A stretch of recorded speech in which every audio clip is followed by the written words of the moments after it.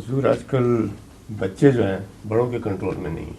اچھا یہ کیا وجہ ہے؟ آپ کیوں تربیت نہیں کرتے؟ سزا نہیں ملتی ان کو یا سزا ملنی چاہیے؟ کس کی؟ اپنے گھر کے بچوں کی باتیں کر رہے ہیں؟ جنرل بات، جن عمومی بات. احمدیوں کے بچے یا غیر احمدیوں کے بچے؟ زیادہ تو غیر احمدیوں کے. اچھا، انگریز احمدیوں کے بچے بھی نکلتے ہیں کئی ہاتھ سے، بھی دیکھا دیکھی. لیکن بنیادی فرق کیا ہے؟ احمدیوں کے بچے نسبتاً محفوظ کیوں ہیں؟ اللہ کا فضل. اللہ کا فضل تو ہے ہی ہر چیز پہ. زیادہ دیکھتے ہیں. نہیں یہ بھی ہے ایک بہانہ بن گیا ہے. یہ خدا کے فضل کی قسمیں ہیں.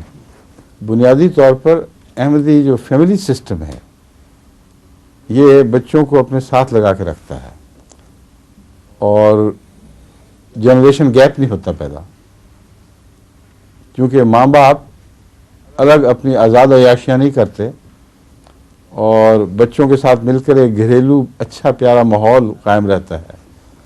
یعنی ان گھروں میں جہاں خدا نے فضل فرمایا یہ علامتیں ظاہر ہوتی ہیں، اس لیے ان کا تعلق نہیں ٹوٹتا، احترام نہیں ختم ہوتا. اسلامی تعلیم کے تقاضے ہیں کہ گھر کا ماحول محبت والا رکھا جائے. بس جنہوں نے بھی اسلامی تعلیم کو اپنایا ہے ان کے گھروں میں یہ مسئلہ نہیں ہے جو آپ بیان کر رہے ہیں.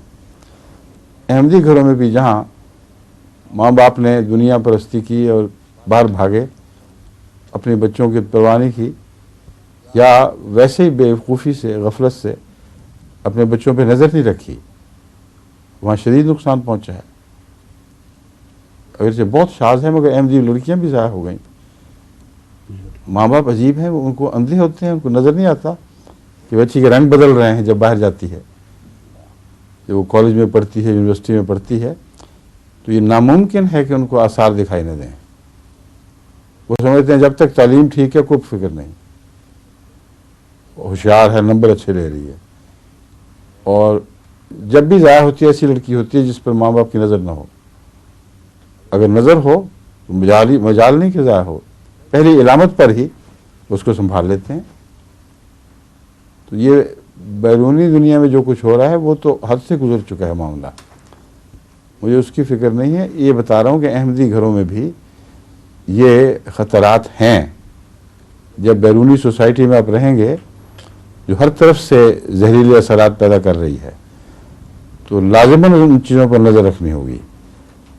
اور اس کا بہترین علاج تو وہی ہے جو میں نے بیان کیا کہ فیملی سسٹم اتنا ہو کہ ان کی دلچسپیاں باہر کی طرف نہ رہیں، اندر کی طرف ہو جائیں.